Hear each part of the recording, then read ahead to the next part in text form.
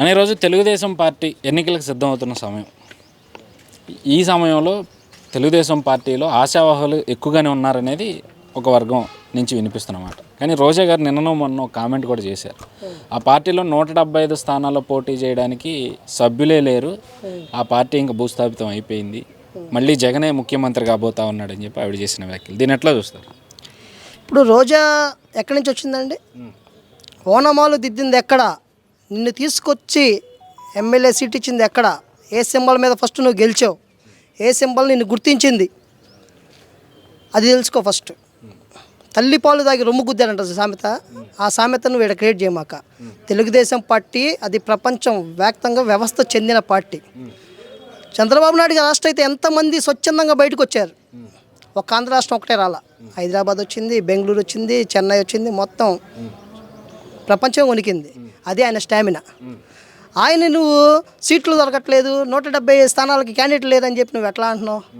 ఆయన గురించి మాకన్నా ఎక్కువ నీకే తెలుసు. నువ్వేదో వాడి దగ్గర భజన చేయడం కోసం, చిడతలో ఇచ్చుకోవడం కోసం ఇక్కడ పీడియా ఉంది మాట్లాడితే నమ్మడానికి ఎవడు సిద్ధంగా లేడు. ముందు నువ్వేందో నువ్వు తెలుసుకో. నేను నేర్పిస్తాడు బ్యాట్ ఎట్లా పట్టుకోవాలి తెలిపిట. నువ్వు పట్టుకున్న బ్యాట్లు ఎన్నో ఉన్నాయి. నువ్వు చాలా బ్యాట్లు పట్టుకున్నావు, చాలా ఆటలు ఆడావు. ఆడుదాం ఆటలు ఫస్ట్ నీకే ఇవ్వాల ప్రాధాన్యత. అసలు నిన్ను చూసి పెట్టినట్టున్నారు ఆ పేరు. ఒక మాటలు చెప్పాలంటే నువ్వు చాలా పెద్ద పెద్ద బ్యాట్లు పెట్టి ఆడావు. గతంలో కూడా వీడియోలు వచ్చినాయి. ఏది క్రికెట్ ఆడిన బ్యాట్లు మీరు వేరే అర్థం చేసుకోమాకండి. కబడ్డీ ఆడింది, క్రికెట్ ఆడింది. నేను ఆ మాట అంటున్నాను. మన జగన్ గారి దగ్గర నేర్పించాం. అసలు ఆమె కింద బచ్చాగాడు ఎవరు? జగన్మోహన్ రెడ్డి గారు. ముందు అది తెలుసుకోమనండి. సో ఏంటి అసలు ఈ ఆడుదాం ఆంధ్ర రాష్ట్రంలో ఏమో యువతంతా రోడ్ల మీద ఉన్న పరిస్థితి. ఓ పక్క క్రీడలు ఎవరో తప్పని ఎవరు అనరు, బట్ ఈ సమయంలో కోట్లు ఖర్చు పెట్టి ఆ ప్రోగ్రాం పెట్టడం కరెక్టేనంటారా? ప్రచార ఆర్భాటం. సాక్షి ఛానల్కి ప్రచారం డబ్బులు, సాక్షి పత్రికకి డబ్బులు, ఊరక పబ్లిసిటీ తప్పితే ఏముండదు. ఏదో సినిమా డైలాగులు ఉంటాయి, పిచ్చు ఏదో అంటారులే, అది నాకు రావట్లేదు. అట్లా ఏమి లేదు ఆడ. ప్రచారం ఆర్భాటం తప్పితే ఈ విషయం ఉండదు. విషయం లేనివాడే ఏదో అంటాడు. ఆ టైపులో ఆడ మునిగిపోయే నావ.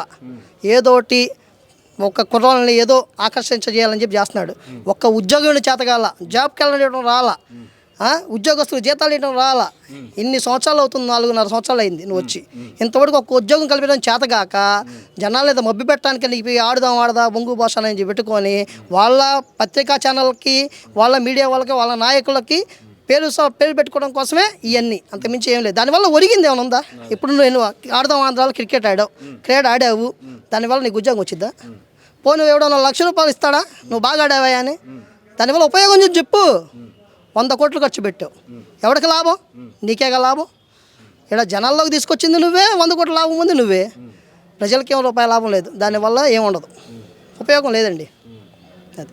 సో అంటే లోకేష్ కూడా యువగలం పాదయాత్ర పూర్తయిన తర్వాత యువగలం మొత్తం మీద మీరు ఏ రాష్ట్రంలో ఏ సమస్యను మీరు ఎక్కువగా చూశారు అంటే ఆయన చెప్పిన మాట గంజాయి. ఈరోజు రాష్ట్రం అంతా కూడా యువత ప్రధానంగా గంజాయికి బానిసలు అయిపోయారు. రాష్ట్రం గంజాయి ఆంధ్రప్రదేశ్గా మారిపోయిందని చెప్పి లోకేష్ గారు చెప్పిన మరోపక్క ఉద్యమాలతో హోరెత్తిపోతూ ఉంది. గత 15-20 రోజుల నుంచి కూడా రాష్ట్రం ఉద్యమాంధ్రప్రదేశ్గా మారిపోయింది. వీటి గురించి ఏమంటారు? ఇప్పుడు 4 సంవత్సరాల నుంచి గంజాయి ఏర్లై పాడుతుందన్నమాట వాస్తవం. ఉదాహరణకు నేను చూపిస్తాను. నగర శివారుల ప్రాంతాల్లో రండి, మీరు కెమెరాలు పెట్టండి, నేను చూపిస్తా. ప్రతి ఒక్క 9th క్లాస్ 10th క్లాస్ చదివే స్కూల్ పిల్లల బ్యాగుల్లో దొరుకుతున్నాయి. స్కూల్లోకి వెళ్ళట్ల పిల్లలు. ఆ రకంగా నాశనం అయిపోయింది. ఏ కుర్రోడికైనా కానీ ఉద్యోగం లేదు. ఏదైనా పని ఉంటే వాడు పని చేసుకొని బతుకుతాడు, వాడి పిల్లల ప్రెషర్ పోస్తాడు. పని లేక ఫ్రస్ట్రేషన్లో ఈ గంజాయి అలవాటు పడ్డాడు. మాదక ద్రవ్యాలు ఎక్కువైపోయినాయి ఆంధ్రాలో. అవి సప్లై చేస్తున్న కూడా ఈ నాయకులే, ఎవడో బయటోడు కాదు. ఇప్పుడు పక్క రాష్ట్రం ముఖ్యమంత్రి ఉన్నాడు, ఆయన ఏం చెప్పాడు? ఉక్కుపాదం మోపుతా అన్నాడు. అలాగా నువ్వు ఒక్క స్టేట్మెంట్ ఇచ్చావా? కొత్తగా వచ్చిన ముఖ్యమంత్రి అన్నాడు డ్రగ్స్ కానీ గంజాయి కానీ ఏదన్నా మా రాష్ట్రంలోకి రావడానికి వీల్లేదని చెప్పి పోలీస్ వ్యవస్థ మొత్తానికి ఉక్కుపాదం మోపాడు మొన్న.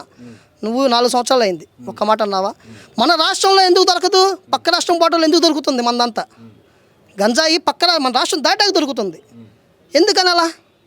మన రాష్ట్రంలో ఎవరు లేరా? పట్టుకునే మగోళ్ళు లేరా? పట్టుకునే పోలీసులు లేరా? అది కేవలం మన సీఎం గారు ప్రోత్సహిస్తున్నారని చెప్పి కొంత అనుమానాలు ఉన్నాయి. ఈ వైసీపీ నాయకులే గంజాయిని ప్రోత్సహిస్తున్నారు, మాదక ద్రవ్యాలు ఏరులై పడుతున్నారు ఆంధ్రప్రదేశ్లో. అందుకని యువత నాశనం అయిపోతుందండి. అది సో ఇక ఈ సమస్యలు ఇవన్నీ పక్కన పెడితే ఇప్పుడు ఆర్జీవీ అంశమే ప్రధాన చర్చగా కనిపిస్తూ ఉంది. ఏంటి అసలు అప్పుడు ఆర్జీవీ చెప్తా ఉన్నారు, ఆయన చూసి తెలుగుదేశం వాళ్ళు భయపడతా ఉన్నారు, గుమ్మడికాయలు దంగారంటే బుసాలు దమ్ముకున్నట్టుగా వాళ్ళు అతి చేస్తూ ఉన్నారని చెప్పి ఆయన నిన్న వ్యాఖ్యలు చేయడం ఎట్లా చూస్తారు? అంటే ఇప్పుడు మీరు ఎందాక ఒక క్వశ్చన్ వేశారు గంజాయి మద్యం మొత్తని, అలాగే ఈడు కూడా ఒక గంజాయి మనిషే, ఈడు ఒక మద్యం మనిషి, వీడు ఒక డ్రగ్గిస్టే. డ్రగ్గిస్ట్ కాకపోతే ఆడదాని కాళ్ళు ఎవడో నాకుతాడా? సొంత భార్య కాళ్ళే మనం పట్టుకోలేం. మనము మన పాదదాసి మన భార్య కాళ్ళే మనం పట్టుకోం. తప్పు ఏం కాదు అదని. ఆడవాళ్ళని ఇప్పుడు ఆ రోజు కాళ్ళు నాకుతా వీడియో పెట్టావు, దానివల్ల ఎంత యువత పాడైపోయింది. ఇలా కూడా చేయొచ్చా అని చెప్పి, తప్పే కాదు అది. ఏమైనా ఉపయోగం వచ్చిందా? తర్వాత నువ్వు నాగార్జున యూనివర్సిటీకి వచ్చావు, ఎవడైనా నువ్వు ఇట్లా చదువుకోండి, ఇట్లా చదవకండి, అట్లా చేయండి అని చెప్తారు, కానీ మీరు ప్రేమించుకోండి, లవ్వులు చేసుకోండి, రేపులు చేసుకోండి అని ఎవడని చెబుతాడా? అలాంటి వాడికి ప్రోత్సహిస్తుంది ఎవరు? జగన్మోహన్ రెడ్డి. ఎందుకు ప్రోత్సహిస్తున్నాడు?